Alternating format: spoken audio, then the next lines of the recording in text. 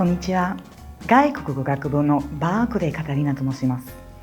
Today, I would like to introduce you the topic of communication competence in a global world.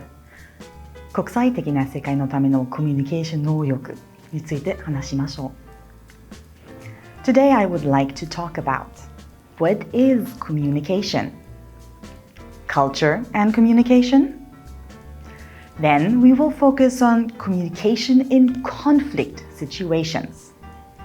I will talk about the theoretical background, a real-life example, and we'll discuss cultural differences and their influence on these types of situations. Let's get started. So, what is communication? There are many different definitions. The Longman Dictionary says,Communication is the process by which people exchange information or express their thoughts and feelings. To communicate is to exchange information or conversation with other people using words, signs, and writing. コミュニケーションのいろいろな定義で、伝達、通信と交流をついた言葉は並びます。コミュニケーションとは伝えるという行動以上に何かを共有するためのプロセスです。So, what is communication really? We start with a person who wants to send a message. The message sender has an idea or a thought in their head, and they want to send this thought to someone else, to a message receiver. Now, to send a message, we first have to encode the message. How can we encode a message? We can use many different message forms. Of course, we can use words, but we can also use images, gestures, facial expressions, and voice tone. 言葉、イメージ、身振り、顔の表情、声の口調とか、いろいろなメッセージのフォームがあります。So, we're sending a message.And the message receiver has to decode the message, has to understand the meaning of the message. And then we'll have communicated our ideas and thoughts. Now, to have good communication, both the message sender and the receiver have to share the same code book. They have to agree.on the meaning of words and gestures and images. Then, how can we send these messages? Of course, we can speak face to face, but many times we use other channels, such as Zoom, we can talk on the phone, we can send messages on social networking sites, we write text messages, emails,and even communicate through television and newspapers. There are many different channels through which we can communicate. But not only our words are important, it is also important how we say something. For example, do we say something with a smile on our faces, or do we have a frown on our face? For example, somebody asks you, would you like to eat pizza tonight?Okay, that's a happy agreement. But okay, that's probably a no. The tone of your voice can change the meaning of a message. When we write messages on social media, for example, we can use emoji to show our emotions and change the meaning of our words. Let me give you an example.This is a popular internet meme. So how we say something is important. In writing, we can change the meaning by using a different font. フォントも大切です。Let's have a look at this example. You'll always be mine. あなたと私は永遠に。これはとってもロマンチックなメッセージですよね。この下のイメージを見てください。You'll always be mine. このフォントで、これはホラー映画みたいなメッセージですよね。The same words can have a very different meaning depending on how we say them. In this case, what font we use. Then, communication gets even more complicated when we talk to people from other cultures. For example, if we want to talk to someone from Germany, or France, or America, what can we do to communicate in this case? Well, we can use a dictionary. And many times, that works very well. Translating our message is a great tool to communicate. But does this always work? Of course, it doesn't always work. Let's look at an example. はい、はい。それは日本語でよく言いますですよね。はいは直接に英語に通訳するときには、それは Yes になります。はい。Yes. That's easy, right? But はい、はい、はい。それは分かりましたという意味です。でも、英語での Yes, yes, yes 分かりましたより、それは賛成することの意味です。それは多分違います。特にビジネス関係の場合では、この違いはとても大切です。So, we have to watch out for these differences. So, what can happen? There can be a misunderstanding. The idea does not get translated, does not get communicated correctly. And why is this? Well, because we have different code books. We don't only use different languages. We also have different code books, different meaning for those words. Okay, this is due to differences in culture. But what is culture? Culture is the characteristics of a group of people, a set of rules, habits, symbols, and beliefs. ルール、習慣、シンボル、信念とか、それはカルチャー、文化です。Here's another example. In many cultures, when we do this movement with our hand, it means come. But in other cultures, the same movement can mean go away. So there's much room for misunderstandings. Let me give you another example. Have a look at this picture. What does this mean to you? In my culture, eating everything on your plate means ごちそうさまでした。美味しかったです。It was good, it was delicious. Thank you for the meal. But in other cultures, 全部食べ終わるのは別の意味があります。For example, in some cultures, it means it was not enough. もっと食べたいですという意味。So this can cause a bit of confusion. Clearly, culture shapes how we see the world and how we interpret symbols, such as an empty plate. This can cause misunderstandings. Next, I would like to ask you, does culture matter? You might think, 同じ人間だから理解し合えるはず. But that's not always the case. All of us tend to interpret the actions and words of others through our own cultural lens. 誰でもは他人の行為を自分の文化のレンズを通して自分の文化の視点から評価します。There are big differences in how people from different cultures communicate, think, and behave. 実はコミュニケーション、思考回路や行動形式に大きな文化的な違いがあります。So not knowing about these things can lead to friction, it can lead to misunderstandings and prejudice. So we have to be careful when it comes to these differences. Next, I would like to have a look at a specific area in communication studies. Communication during conflict situations. 問題が起きた時のコミュニケーションを見ましょう。So let's have a look at this scene.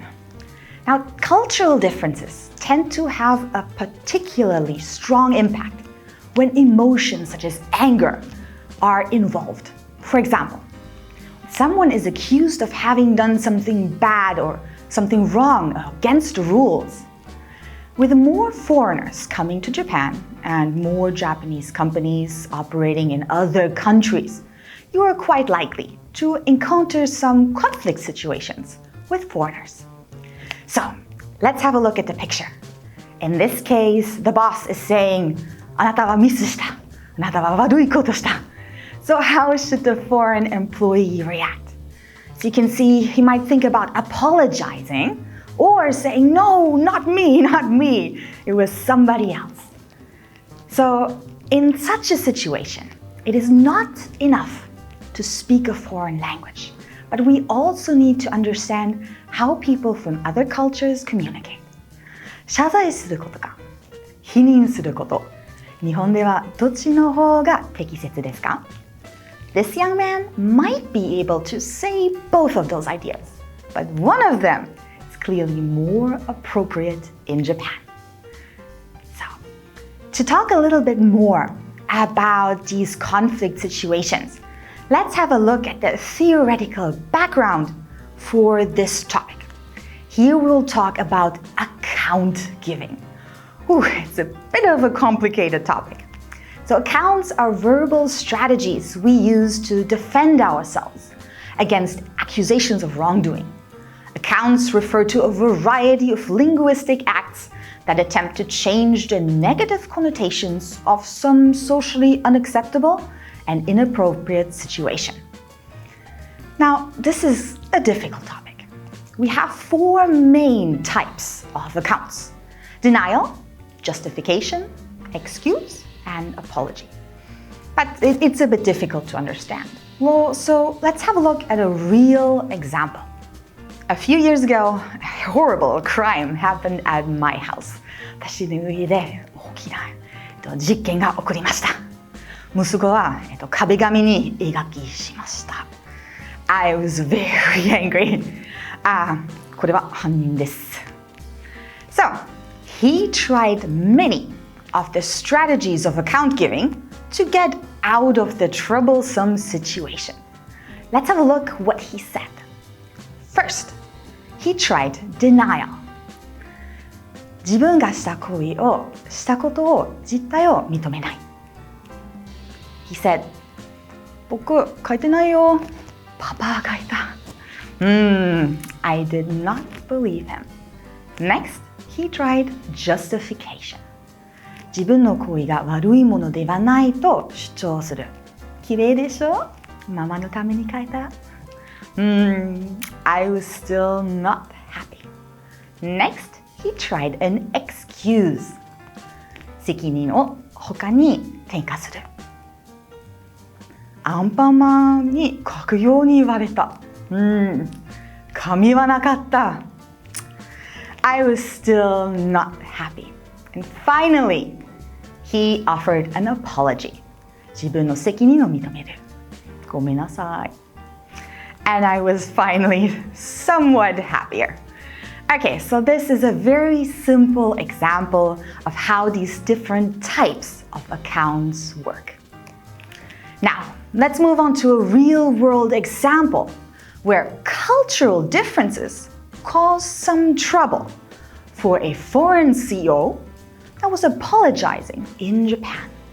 So what happened? Well, we'll look at the case of McDonald's Japan. On July 20th, 2014, it came to light that Shanghai Husi Foods, a Chinese meat processing company under the umbrella of the major US wholesaler OSI Group, was supplying expired meat to several companies. This was revealed in a news program broadcast by a Shanghai TV station that went undercover. On July 21st, 2014, McDonald's Japan suspended sales of chicken McNuggets due to fears that the chicken McNuggets being sold may contain expired meat. Family Mart announced on the 22nd that it was suspending sales of some products it had ordered from Shanghai Husi. Then, the president of Family Mart talked to the press on the 23rd. He apologized and said, "We have betrayed the trust of our companies. We're very sorry." Now, it took nearly a week before Sarah Casanova, the Canadian CEO of McDonald's Japan, talked to the press and apologized when she held an apology press conference, 謝罪会見. Let's have a look what Sarah Casanova said during her press conference. その記者会見では何言いましたを見ましょう. I would like to extend my sincere apologies to our valued customers for any anxiety or concern that this situation may have caused. She did not bow. This news was incredibly disturbing to us, appalling. The activities alleged are completely unacceptable. We have since terminated the relationship with that company. We want to assure our customers that McDonald's will do whatever it takes to assure that our customers are receiving the high-quality, safe products that they deserve and that they have come to expect from McDonald's Japan. She continued to say that Shanghai Husi produced food for companies from around the world, and that there's no evidence that the products alleged to have been produced inappropriately were destined for Japan. She said, I would like to note that these allegations are restricted to one supplier in one city, do not reflect on the rest of our suppliers and products. At the end of the conference, she even said that McDonald's had been deceived. How do you feel about this content? Do you think this was a typical Japanese apology press conference? これは普通の日本スタイルの謝罪会見でしたか? What do you think? Next, let's have a look at the public reactions to this press conference. So, SNS 上の反応を見ましょう. Now, there were some angry reactions there. Please have a look at some of these examples here. So, what were people saying? The main criticisms are as follows. The apology was without a bow. Then the company took a victim role. There were excuses used in the presentation. Many people criticized Casanova's attitude and even her appearance. Her hair, makeup, clothing, jewelry even was criticized by many people. So, was this a cultural difference? I think so, because for me, as a foreigner, 外国人として私の意見ではこれは適切な対応でした。So I think there might be some cultural difference here. So now, did she learn something? I believe she did. About half a year later, somewhat of a different crisis, she apologized in a proper Japanese fashion. She was bowing deeply, and it looked much more like a normal Japanese apology press conference. Now, headlines were more positive, and it was appreciated that she did her best to do a more Japanese style of an apology. So as we can see in this case, cultural differences in account-giving styles can affect cross-cultural crisis communication. Let's summarize. Cultural differences in the use and meaning of apologies. 謝罪の使い方と意味の文化的な違い. First, let's have a look at Japan. Japan, apologies are about repairing relationships and showing respect for rules. In North America, on the other hand, apologies are about admitting guilt, accepting blame, and apologies can equal legal liability, so they can be a little bit dangerous for a company. Then, in Japan, explanations are often seen as excuses. But in North America, explanations frequently follow apologies, and apologies without explanation are rare. この件は完全に私のせいではなく、他の影響によって起きたことを表すために謝罪プラス説明するパターンはよくあります。ただし日本ではこのような説明は言い訳として受け取られる可能性は高いです。Then, in Japan, the unspoken component is important. The bow, the proper appearance, a dark suit, a serious facial expression, that's important in Japan. In North America, on the other hand, the words are most important. Finally, in Japan, apologies are used frequently and in many situations. In North America, on the other hand, apologies are used only when guilt is clear and the person wants to take responsibility. That is, for pure apologies, apologies without any type of explanation. Okay, so 日本と欧米では謝罪の仕方、表し方は異なります。しかし、重要なことはどっちか良い悪いのではなく、文化により様々な違いがあるということを理解することです。Finally, to become competent communicators in our global world, we must study foreign languages, deepen our knowledge about other cultures, and learn to respect and appreciate each other's differences. 異文化のコミュニケーション相手は自分の言いたいことを解釈できるために言語能力の上に文化理解も不可欠です。他の文化について学ぶだけではなく、お互いの違いを尊敬できるのは大切です。Thank you very much, and I hope to see many of you at 西南学院大学 in the future.